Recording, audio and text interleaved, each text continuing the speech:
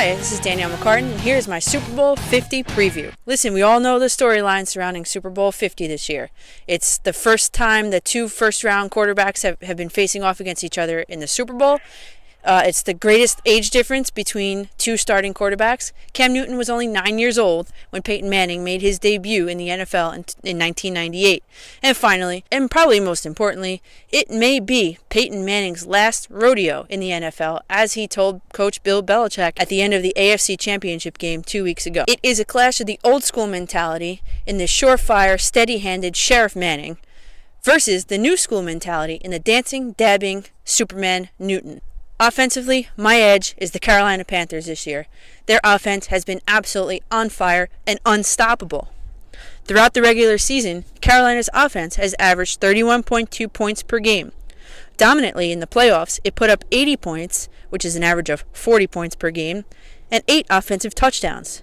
Newton himself is accountable for 5 touchdowns, 3 passing, and 2 rushing in the playoffs. Steve Young, a Super Bowl winning quarterback and MVP in his own right, remarked that Cam Newton, and I'll read the quote, "In addition to being a shocking physical presence, Cam Newton became an intellectual challenge this year. You cannot stop that combination." This is not a knock on Manning. He's one of the best to ever have played the game of football at the quarterback position, but this is Cam Newton's game to win. In addition to being one of Cam Newton's favorite targets in the red zone, all-reliable Greg Olsen finished the regular season with 7 touchdowns and in the top 5 tight ends in the NFL. He has 1 touchdown in the postseason. A tweak in the Panthers' game plan that I am certainly hoping for, and I have been saying it for 2 weeks, is to re-involve Ted Ginn Jr. As I have once gone on here and stated, Ted Ginn Jr. in the last 4 games of the regular season has scored 6 offensive touchdowns.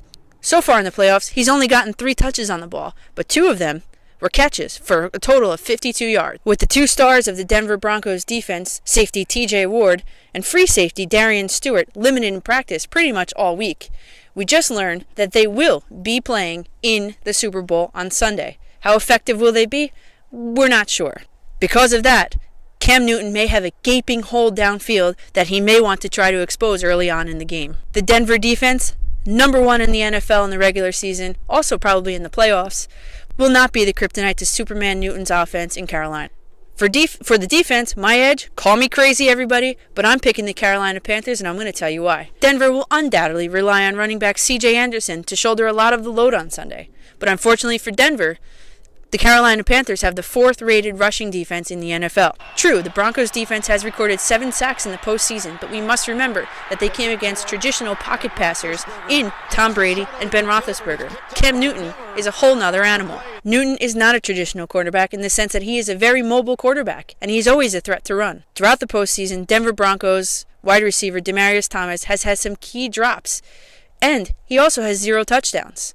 And I don't see any more progress for him this Sunday when he's paired against cornerback Josh Norman of the Panthers. Carolina's K'Wan Short has been a sack machine all season long and will undoubtedly get to Manning, a stereotypical pocket passer. When Manning, a traditional pocket passer, cannot plant and throw off of his back foot, the Panthers will take advantage. They have a plus 20 turnover ratio on defense this season. Kurt Coleman and Luke Kuechly provide 4 of the Panthers' 6 interceptions in the playoffs.